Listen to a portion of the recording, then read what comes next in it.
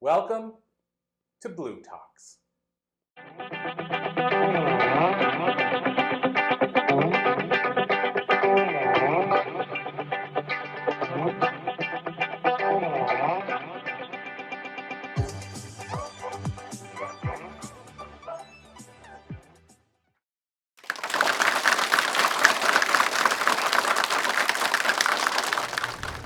Hello, everyone.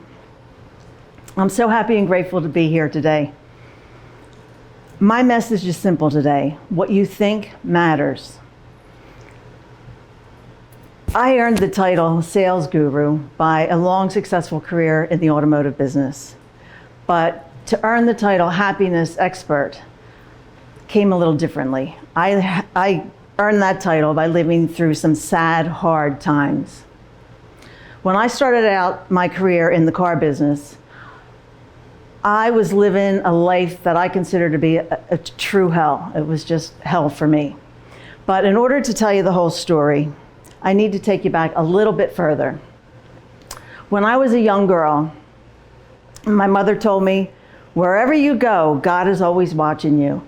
Well, gosh darn it, I looked for that God everywhere. Every day I'm searching and searching, looking for that God, until one day I felt the presence within me. So I've always had this little bit of a spiritual awareness. When I was 1 year old, my parents opened a business together. They opened a card and gift shop that my mother ran. So my sister Kathleen and my grandfather became my caretakers for the most part. By the time I was 6, it was time for my sister Kathleen to move on with her life. And soon after she moved out, my grandfather passed. So all I remember is feeling overwhelming sadness. I lost these two key people. So one day, I took a ride with my sister to pick Mom up at the gift shop. And my brilliant mother pulled me aside, and she showed me these two figurines that had just come in. One was the optimist, one was the pessimist. And she explained the meaning of both, and she told me, you get to choose one to take home with you. And I kind of looked at her puzzled, and she said, I know you miss Kathleen and Pop-Pop. We all do. But you still have your father and me and your other sisters to love you. You know that, right? And I shook my head, yes, still feeling very sad. But I made the choice to take the optimist. And I told my mother, I want to be happy. And I can remember for years looking at that figurine, getting ready for school, making the decision that I am going to look for things to make me happy today. I chose to be the optimist. Thanks, Mom. What I learned is what you look for in life affects what you see. And that habit that I developed as a child certainly came in to serve me well later in life when my two young sons, ages 7 and 9, moved away with their father due to a decision I made during our divorce 5 years earlier.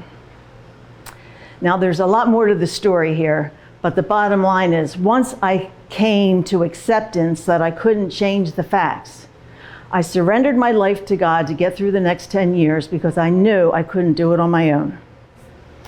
I also made a decision that I needed to be happy because I knew I wasn't going to survive without that, and I wanted my children to have a happy mother. But how? How could I be happy in the middle of this nightmare? We didn't have cell phones and FaceTime back then. The only saving grace was that my children lived about 2 hours away, so I did get to see them regularly. But trust me, it was never enough for my heart. So every morning I'd wake up, I'd send a prayer off to my kids, and then I had to change the channel. I had to stop thinking about them, or I'd go down the rabbit hole. Then, before I left for work, I made sure I sat down and filled myself with positive thoughts and feelings. I had to find something in the present moment to be grateful for. Gratitude really carried me far those days. I made sure I was in a positive frame before I walked out the house. And then I had to train my brain to stay focused in the present moment, because the minute my mind would wander, boom, I was a goner. So the long hours in the car business served me well and kept me busy. And the sales commissions help me build a good life. I was really grateful that I worked for companies that sent me to great training programs. I went to seminars with greats like Jackie B. Cooper, Zig Ziglar, Brian Tracy, Tony Robbins, Jeffrey Gitomer, all great training. But the very first seminar I went to was sponsored by the manufacturer, and it was facilitated by a man named Bob Mowab. I've never heard of him since, but this seminar changed my life. We spent the first 2 days just coming up with a mindset that anything's possible, that we could achieve anything. And Bob would play the piano, he sang songs, he made us laugh, all the while inspiring us to believe we could do anything. And then he had us set a goal. So I set a goal for myself to become a sales manager because I saw the lifestyle my managers had and I liked it. And I totally believed I could become a sales manager because every one of them came from a sales background. So this new goal opened up a whole new world of new thoughts that I could think to keep my mind busy. It was a true godsend. And not only that, but it gave me something to look forward to instead of just making it through every day. You know, it gave me something to think about. I would think thoughts like, when I'm a manager, what kind of car would I be driving? What will I be wearing? Where's my next vacation going to be planned? All these thoughts that made me imagine myself as a sales manager. And guess what? It took a little bit of time, but I was invited to be a sales manager. The position came to me. The other thing that goal taught me was I noticed my internal guidance kicked in. Now, we all have internal guidance, but many people aren't aware because you don't have a goal set. You know, I can look back and see where I met the right people and was in the right place for this position to come to me. So in order to kick in your divine guidance, you need to first set a goal. And the clearer the goal you have, the better the directions. Second part is you need to believe it. Belief turns the engine on. Doesn't matter how, you don't need to know how, you just need to believe that you can achieve the goal set. And then the hardest part is to stay positive. When you say, yes, I can, yes, I can, yes, I can, you build the momentum. And then you just listen through your thoughts and feelings and the guidance will come. But again, being positive is key because negativity shuts the engine off. Just boom. So then you just want to keep your goal in your awareness, keep your eye on the target, but be happy in the present moment. Okay? You don't want to wait till you get to the goal to be happy because there is no road to happiness. Happiness is the guide.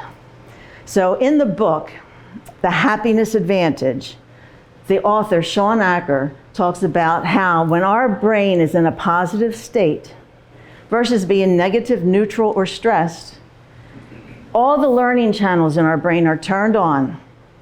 And that in turn makes every outcome in your life significantly better. 31% better on average. For sales, 37% higher sales just by being positive. So isn't that worth thinking about a little bit? I like to think of it as math. Positivity adds to your life, negativity subtracts. So this is why what you think matters. But here's the kicker. What you feel matters more. Your feelings are the magnet that attract your physical world. So let your feelings be the litmus. And if you're not feeling good, go upstairs and change the channel. You have the power. Until you feel good, because when you feel good, good things happen. Your thoughts are energy. So think responsibly. By the time my children came to live with me, and yes, they both did, I had a fabulous home and a beautiful life to share with them, all because of that decision I made to be happy. I look at that decision to be happy in the middle of my nightmare, I'll call it, as my biggest accomplishment. And I think Albert Schweitzer says it best, happiness breeds success. So I urge you to put your happiness first, no matter what's going on in your life. because it's the decision to be happy that creates the experience of being happy. So don't wait for happiness. All happiness to you.